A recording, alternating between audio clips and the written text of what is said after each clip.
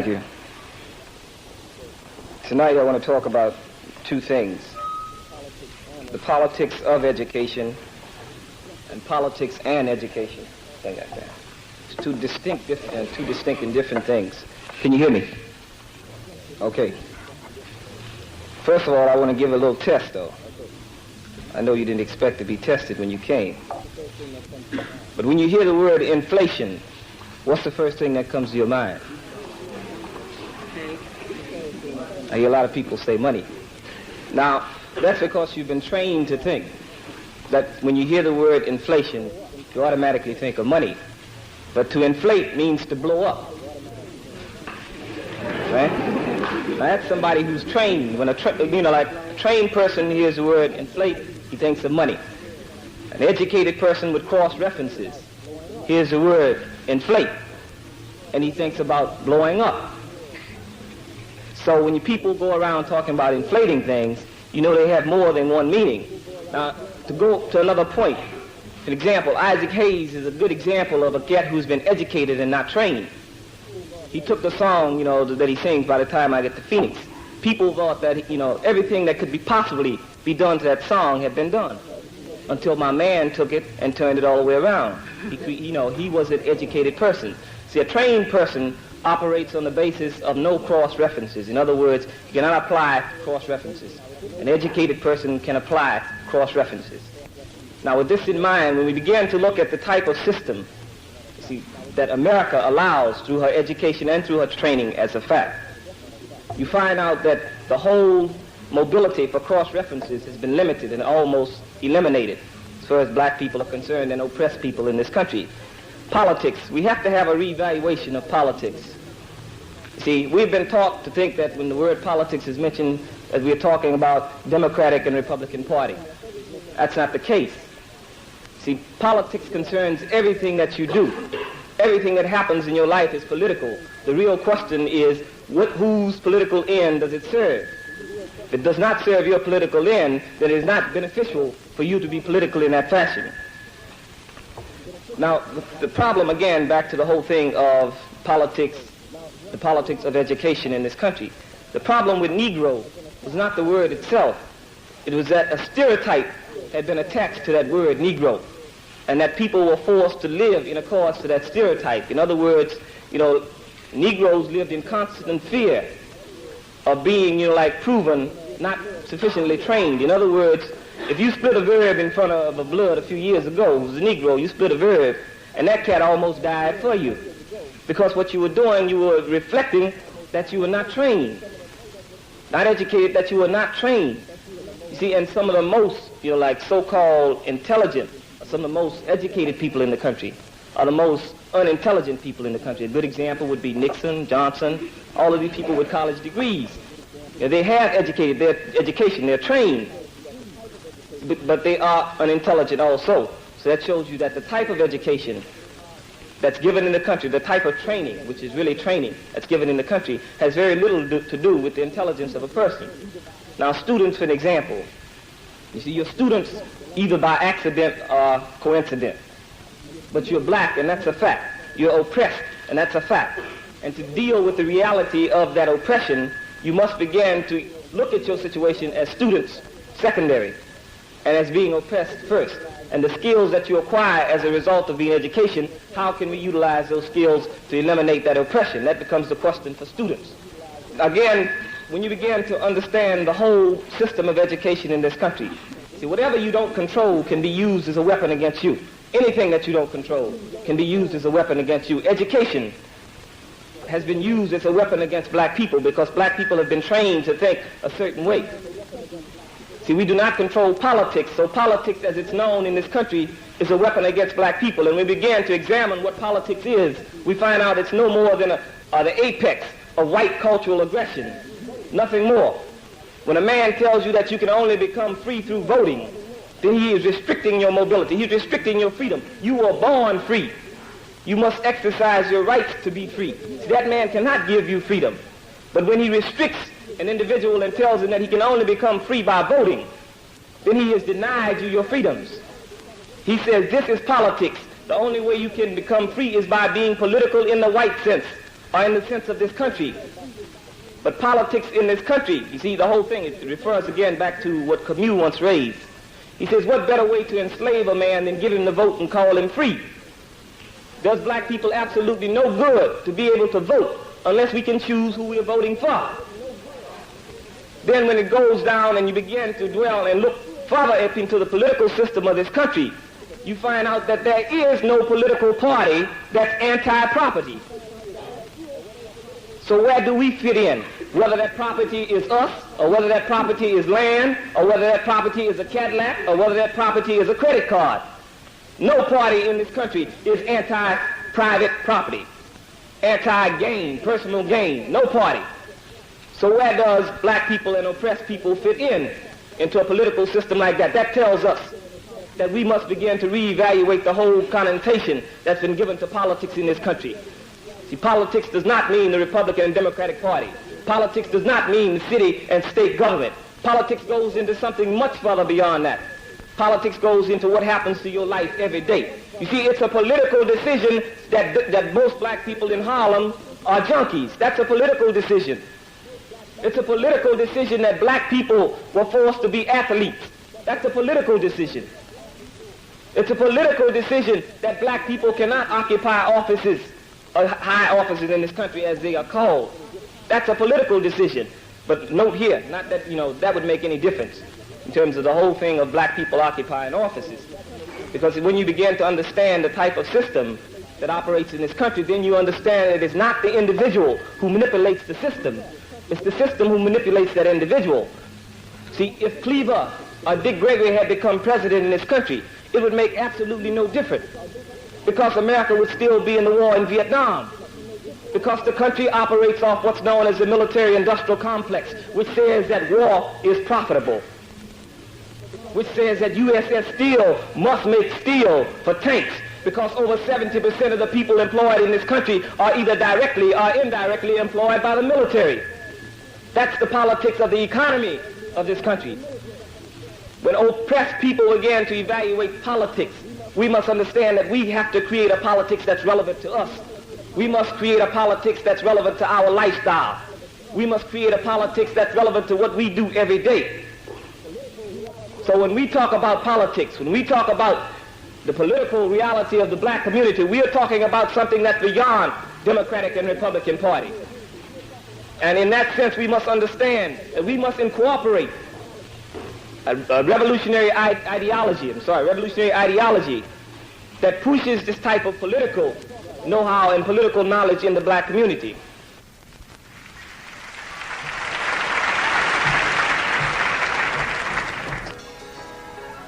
I want to talk about that ideology at this point. And it has to be an ideology of revolutionary nationalism. See, this country fosters the idea of competitive individualism. In other words, like he divides people. He divides. He tells you, be an individual, do your own thing. You cannot do your own thing if your own thing is not the right thing. You cannot do your own thing. You have to understand, one of the most counter-revolutionary things that came out last year was the whole slogan of do your own thing. This is what black people have been doing for years. Now, if your own thing does not happen to be the thing that's right for the struggle, then it's incorrect. You can't do your own thing. See, people run around here talking about, I'm going to do my own. Here the junkies standing on the corner nod and say, I let you do your thing, let me do my thing.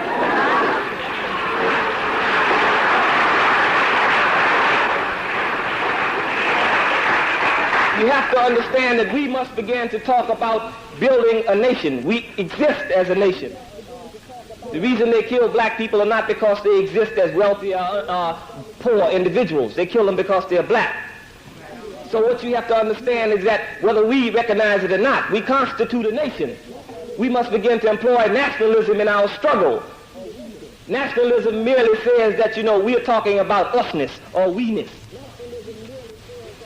Black people can no longer talk about I. See, that whole individual thing has to be thrown out. This is, one thing that college students have to understand, because most of the cats who come down talking about, I got my stuff together, is cats who are coming out of college. You have to understand that, if you're speaking, you have to be speaking for the struggle. You cannot be talking for yourself, because I know what's going to happen if you get caught out there by yourself. You're going to be looking for everybody else at that point.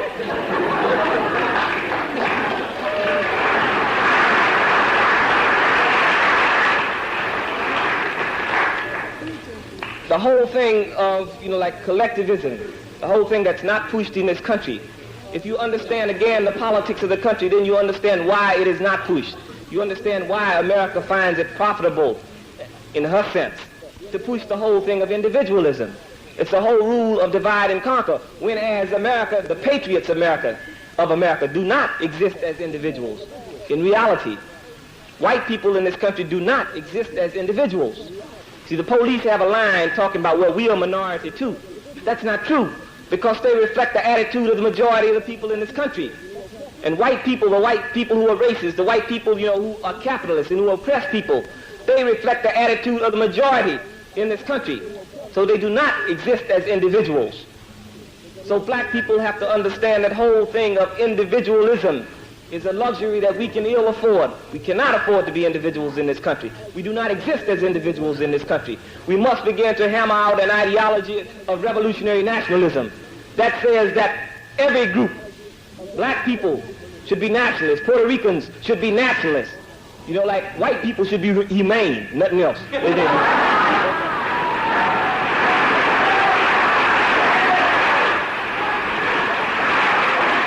Because we cannot talk about white nationalism in this country at this point because of the way it's defined and what it means. We have to talk about white people being humane, nothing else. The American Indian can talk about nationalism. And when all of these groups, began to launch the type of revolutionary nationalism in their country, in their communities, when they become nationalists, then we can talk about waging a people's struggle. We cannot talk about waging a people's struggle in this country before then. Before each individual group becomes nationalistic in the sense that they are organized and that they are together for their own purpose. And that purpose, in the end result will be ending of repression and oppression of the masses of people. Then and only then can you talk about grouping and launching a people's struggle in this country. Now, the whole thing of politics in this country is that the politics plays upon the individual. And one of the mistakes of the movement has been that we have been a victim of that whole thing of the individual. See, the man always points out an individual and he tells you that's your leader.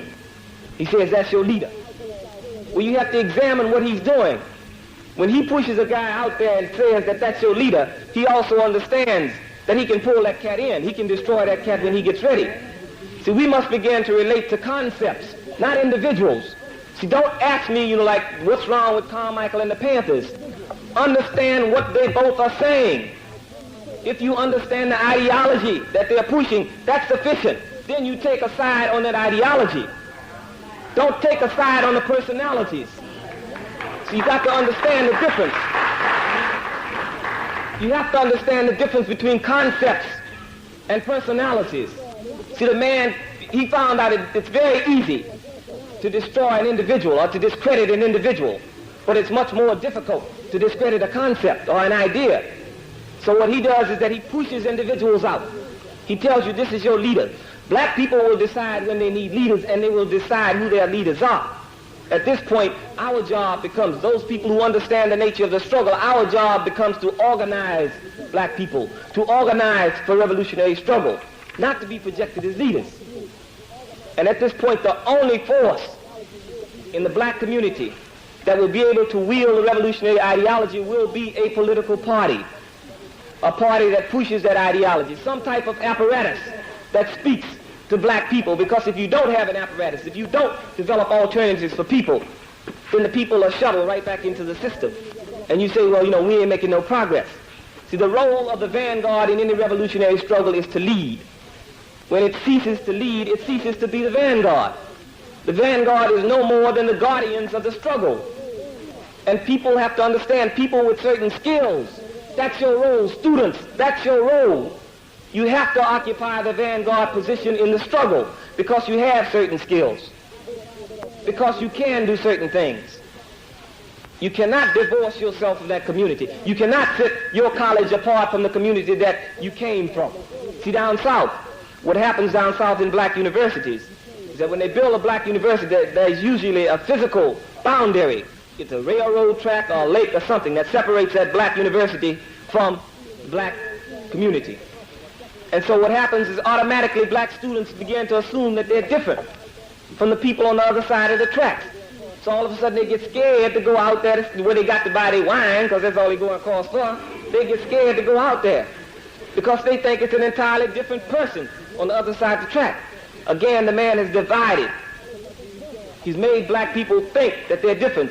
That's again, that's a luxury we can't afford. You have to understand in terms of how the man moves, how oppression comes down. He stratifies the community. You examine what happened in terms of the Jews in Germany. He didn't just vamp on the Jews. He got them segment by segment, in other words. The rich Jews say, well, he ain't going to mess with us. He just getting them poor Jews, them troublemakers. The same thing happens here in the black community. During the rebellion, black people who were doctors and who were professionals said, well, they ain't going to mess with us. They just getting the lawbreakers. But what really happened was that one of them doctors got caught out there in Newark, and the cop whooped his head till it roped like okra. Then he started talking about we and us.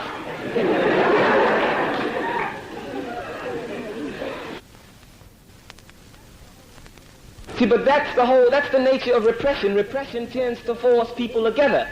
And it becomes a question as to whether the vanguard can afford to wait till repression forces them together. Given that, a lot of people, the masses of people even say, will be forced together as a result of repression, the question then becomes, can the vanguard afford to wait until repression forces them together? See, if we are correct in our assumption that the man is coming down every day against black people, then where does that leave us? If he has a timetable, if he operates off that timetable, is it the role of the vanguard to sit back and let that timetable expire, or is it the role of the vanguard to offset the timetable? This is a question that students, again, people who should be occupying vanguard roles in the struggle because of the skills that they have, nothing else. Because of the skills. You have certain skills that can be utilized. Students should be organizing welfare mothers. Students should be organizing young schools. You should be educating kids who are being trained every day. You should be educating. So you have to see your role because you have certain skills. You see, a revolutionary is not only a person who shoots a gun. See, I think a lot of times we've overemphasized the role of the gun in revolutionary struggle. A revolutionary is not only the person who shoots a gun. A revolutionary functions in the struggle on whatever level he happens to be. See, there's something that's going on out at the IBM plant. Somebody's out there sabotaging the machines.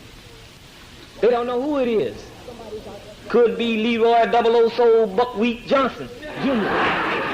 They don't know what's going on, but they know that their machines are breaking down. He's committing a revolutionary act against that company. So wherever you exist, you can exist in a revolutionary fashion if you are committed to revolutionary struggle. See, it's no longer adequate for us to say that we're going to have revolution by any means necessary. You have to begin to define the means that are necessary. You can't say struggle by any means necessary because, again, you're allowing cats to do their own thing. You allow a cat to say, well, I'm fighting the revolution in this way, Jack. I'm going to get some of the mayor's money. And that's how I'm fighting the revolution. You must lay down guidelines for revolutionary struggle. And to do that, you must have a revolutionary ideology. People have to understand that in terms of ideology, ideology is shaped as a result of struggle. You don't just sit up one night and come up with the correct ideology. That ideology happens as a result of struggle, of being out there working with people. See, the mistakes that a lot of black people make in terms of going to the black community is that you go in there with a program. Go in with an ideology and work around the programs that exist. Don't go in there with a program. People got a program. They got to have a program to live every day down there. But go in there with an ideology that can tell that cat, I can make, this a little easier on you. We have a revolutionary ideology that tells, in terms of the cat who hustles, that, if you do such and such a thing, you can, in terms of alleviating the pressure and the oppression on other brothers, this can be done. Don't go in there and tell the brother, look here, man, put down your hustling, give up your numbers, What do you have to offer him? Infuse in his mind, how can he use the money that he gets? You know, if we need a cut of the money from the numbers to run a revolutionary organization, then look at here, brother, this is what I want to talk to you about. I want to talk to you about, you know, giving me a cut of the money that you're getting from the numbers. That's your revolutionary duty. That's your revolutionary obligation and your revolutionary duty. Don't go there and tell the cat, look at here, man, you got to give up that stuff. Because I got something better. It might be better. It might, but you're telling that cat to give up something that, you know, the way he knows how to live. That's his skill. For a program that he has never tried, for a program that you don't know if it's going to work. See, because most of our programs is theory at this point. The application of theory is the proof of theory. When we begin to apply that theory, when we can tell a cat that we got something that'll work, that's when, you know, cats will begin to come on. Until then, we have to use people on a level where they exist. We can't tell a cat, look at here, man. I mean, don't go to the wall unless we got an alternative for it. What alternative do you have for a cat who you don't let go to the wall? You either make him aware that he's going to spend some time in jail and you prepare him for that. But to tell him, you know, just, hey, man, don't go to the wall. The cat's going to look at you and say, well, what you got better? What you got to offer me, man? I might be able to go to the wall and become a typist. What do you have better to offer me? See, programs exist in the black community. What we have to do is to forge a revolutionary ideology that makes those programs work for the struggle, make the programs work for the struggle.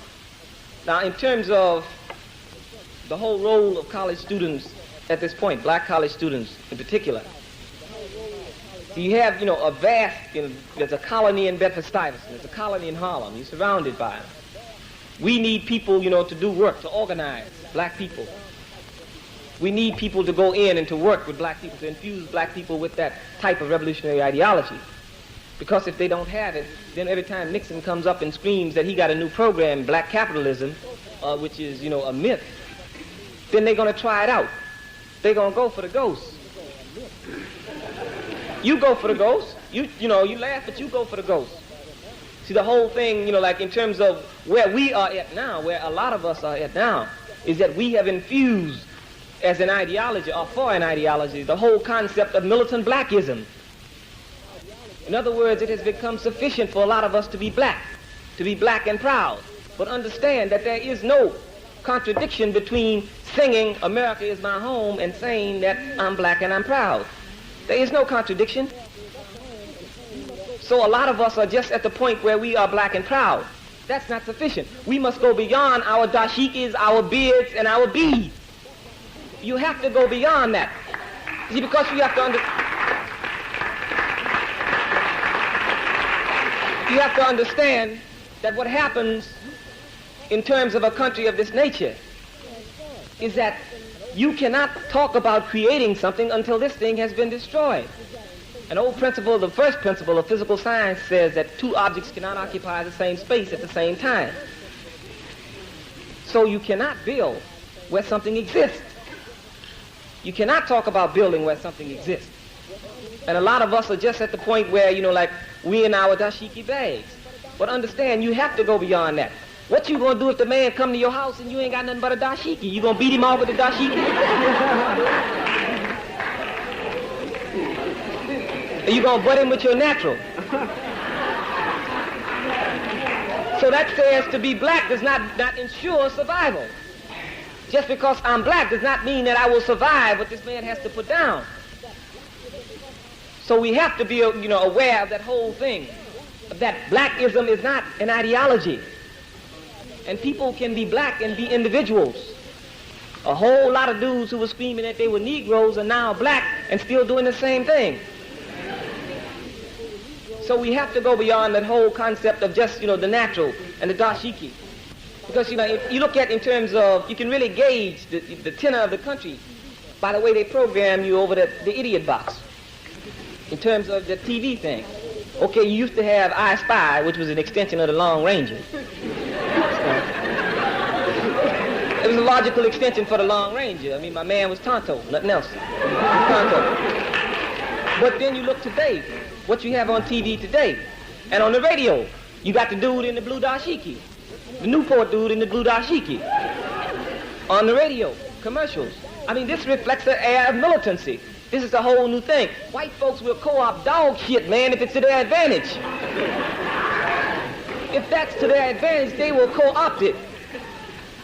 The militant black, they found it necessary to co-opt that to make it harmless. So they will show you the militant black. They show you a dude on TV. This dude, look here, he can't do wrong right. This cat can't do wrong right. But he's a militant. He's a militant. He's standing there, he got on all his uniform. He got on his uniform and everything. He's talking bad. He's woofing. But in the end, whose side does he come over to? He said, well, yeah, this is my country, baby, and yeah, you know, and I was going the wrong direction. I mean, the man programs. He programs. He's always wheeling and dealing, man, and you have to understand that the way he trains people, see, he trains people. He trains you to act a certain way. He will train you to be good black figures because he has conceded blackness. The first political victory that black people won in this country was the fact that they said that we are black. They established the fact that, you know, we will not be recognized as Negroes, we are black. The man said, wow, Jim, you know, okay. He said, you know, we'll concede that. We concede blackness to you. But we will not concede revolutionary struggle. We will not concede revolutionary nationalism. We'll concede blackness because then he still can sell that program about, you know, like the whole thing of integrating. The whole thing of blacks integrating with whites. He just changed the word. He quit saying Negroes integrate with whites. Now he says blacks integrate with whites. So you have to understand that he's just using black people. He's not using black people to speak the language of black people. He's just putting people in to mimic his language. Just new faces. It's the same old game. Just new faces. That's all a new color. You have to understand that the whole thing of incorporating and developing and forging an ideology is very important when you begin to deal with the masses of people, especially the vanguard, people who are the vanguard, people who will begin to articulate and people who will begin to supposedly educate the masses of people. You have to understand that what's necessary is an ideology that goes beyond that whole thing of, you know, like just physical state of blackness. Because what we are talking about is surviving in this country. That's the whole thing. We have to survive in this country. See, this country oppresses people around the world. It's not just here. It's not just in Vietnam. It's in Latin America. It's in Africa. It's all around the world. So if people became, but we, you know, we as individuals, we as black people hold the key to liberation of people around the world. See, if people in Vietnam were to become free tomorrow, that would not affect the freedom of people in North Korea. That would not affect the freedom of people in Puerto Rico. See, it's just like an octopus. You cut off his tentacles. He still got tentacles in other places. But if black people see themselves as being a colony in the eye of the monster, we got his brain. You destroy his brain, and you freed Vietnam. You freed, you know, Africa. You freed Rhodesia. You freed Latin America. Because this man is the chief oppressor of mankind. You have to understand that in terms of his wealth is made through the oppression of people around the world. So when we talk about, you know, like replacing the man, when we talk about an ideology that's limited in scope, that does not talk about destroying the system, a system that demands exploitation, then we are talking about replacing the man. Whenever we talk about, you know, like, well, I don't want to destroy, you know, like this country, then you're talking about replacing. See, I'm as much against a black cat oppressing people around the world as I am a white cat oppressing people around the world. Wouldn't make me any difference. I would struggle just as hard against a black cat who oppressed black people because it would be necessary to oppress some people in this country if you took the seats. If all the white folks in the world would have died and black folks moved in on in the seats and assumed those positions and business went on as usual, then Vietnam would continue. Rhodesia would still be imprisoned and oppressed. And it would be because of the economic pursuits of this country. The only way that this country can stay wealthy is that it oppresses people. Capitalism demands exploitation in some form of other people. So when we're talking about creating an ideology, we have to talk about ideology that's free from that type of economic oppression and physical oppression, because the physical oppression comes as a result of that economic pursuit. So we have to talk about, we have to begin to examine, we can't be immune. We have to examine all ideologies. We just can't be immune because the man says, well, you know, that's communism. Or that's socialism. You shouldn't talk about that. See, I mean, this is the role of the student. You have to begin to articulate that. And I'm not saying that, you know, you take a struggle and bring it over here intact. I'm not saying that. Because you cannot import and export revolution. What I'm saying is begin to examine the concepts of socialism. Understand what the man means when he says that the entire wealth of the world belongs to all people, which again goes back to what American politics is not based upon, because American politics is based upon property and land, and a question that has to be raised at this point is how can you own land? See, if white folks could figure out how to bottle air, they'll do it to make profit off of it.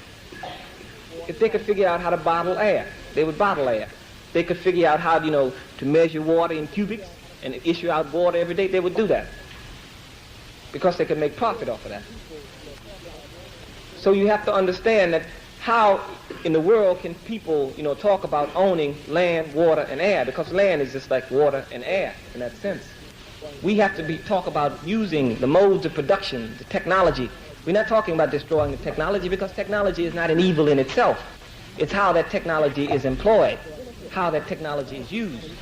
We're talking about seizing that technology and using it to benefit mankind, not to oppress mankind. You realize that this country is technically capable of feeding people around the world.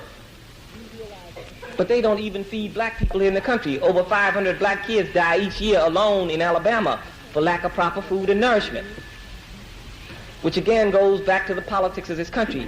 And where black people are concerned on that level, that's the politics of genocide. He's exterminating black people actively. He's starving black people to death. So we're talking about seizing control of the technology and using it so it benefits mankind, so it benefits all black people, all oppressed people, people around the world. And this is what we have to be concerned about. I'm going to end because I understand that there's some questions, that people would like to raise. But in ending, I want to say that we have to consider ourselves as the authors of new justice. We have to see ourselves as the authors of a new justice. And wherever we find injustice and tyranny, we must stamp it. We must kill it. Frederick Douglass said the world belongs to the youth. Our job is to seize that and to make the world more humane. That has to be the role of any revolutionary or any person who considers himself revolutionary. If we begin to examine the laws that have been coming out, from Washington, D.C., and in terms of local governments, for the past 10 years, these have been laws of repression against black people, directed at black people. Omnibus Crime Bill, there's a new law that come out this summer called Preventive Detention Law, the McCarran Act of 1950, which sets up concentration camps. All of these laws talks about dealing with black people. So I think that, as that type of repression comes down, black people are going to be forced to do certain things. And in terms of, revolutionary people, you see, white folks will create more revolutionary blacks than I ever could. Or when you think that it takes $82 billion to fly up to the moon to bring back some rocks.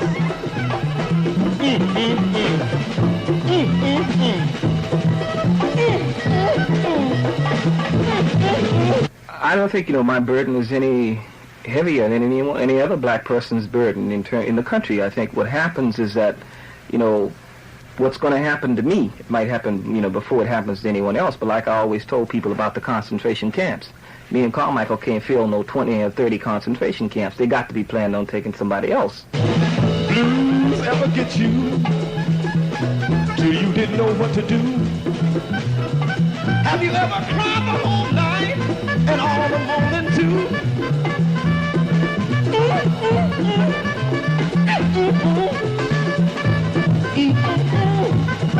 The whole question of alliances is that, I will determine, if I need an ally and if you can serve as an ally.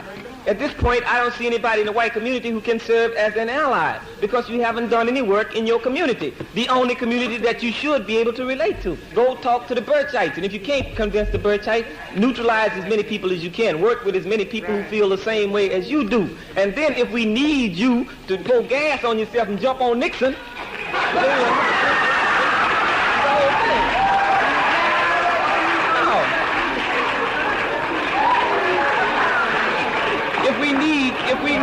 revolutionary act, if we need a revolutionary act, and you're revolutionary, then we determine when that act should be committed. If you're doing it in our behalf, or if you're doing it in your behalf, then you should be moving as revolutionaries anyway.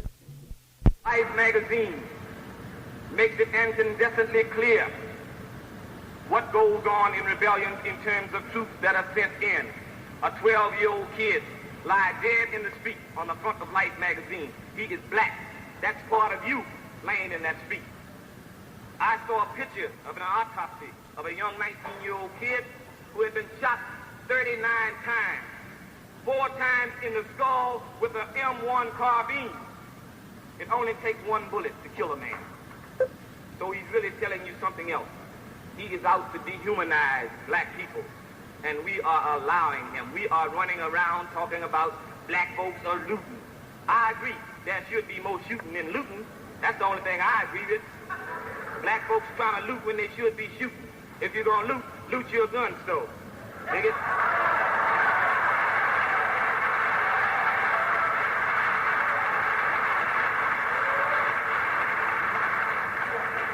Brothers, because the only thing he recognizes and respects is armed people. The only reason that the Hokie did not go into Plainfield and wantonly destroy and kill people was because the brothers were armed. They had 46 automatic weapons. Each one of those weapons would shoot 9,000 times and chunk of bricks for half hour.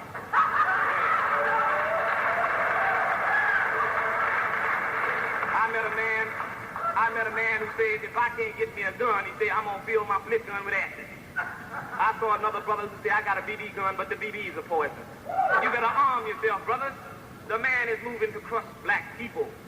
The only reason he did not go in there and tear up that community was that black people were armed.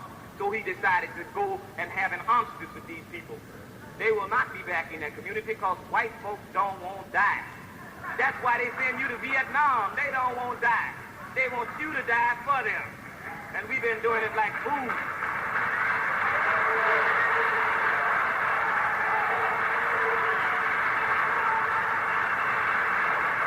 For years, brothers, for years, we've been running around here talking about love that man to death. You better shoot that man to death. Don't love him to death, brother, because he ain't got no love in his heart for you. When it comes to black people, America has no conscience. I have read where white men have sunk pregnant women in the ground. Black women. They have to show you where his mentality is. He rapes a black woman and then imprisons his son. You've got to be dealing with an animal, brother. One white man said about them, and this was another honky talking about him, Bernard Shaw, says that America has never known civilization. He said it is the only country in the history of the world that has come from barbarism to decadence without going through civilization.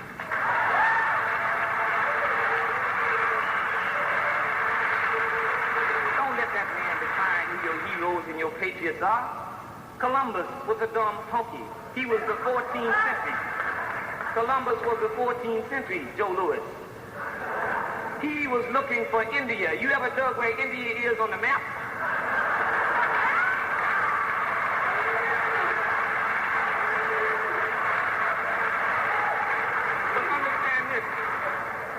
But understand this. America has the power to legitimize anything that happens. They legitimized his stupidity. And they said he discovered a country. How can you discover a country full of people? We also recognize that individuals do not create rebellions. Conditions do. Until they begin to address themselves to those conditions, rebellions will continue and they will escalate. Sometimes the question has been raised about why black men fight and have fought for this country. It is the black man's implacable will to be free that makes him fight for this country. And it is that same will that will make him fight this country. I want to address myself now to problems as they exist in the black community across America. And America cannot be considered as a stable and just society. But no stable and just society can mount a successful offensive against black youth who break a window and at the same time plead that it is powerless to protect black youth who are being murdered because they seek to make American democracy a reality. black church is bombed or burnt, that is violence in our streets. Each time a black body is found in the swamps of Mississippi and Alabama, that is violence in our land. Each time black right workers cannot be protected by the government, that is anarchy. Each time a police officer shoots and kills a black teenager, that is urban crime. You see, we recognize America for what it is, the Fourth Reich. And we tell America to be on notice, because if you are going to play Nazis, black folks ain't going to play Jews. Yeah, we have to begin to move to control our communities. Everything that's in your community that you don't control is a weapon against you. Public education as it exists today is a weapon against black people. TV and news media, especially the WPP, white power press, white people's paper, and white people's power, are enemies against black people. What the white press does is that it makes black people an enemy of black people.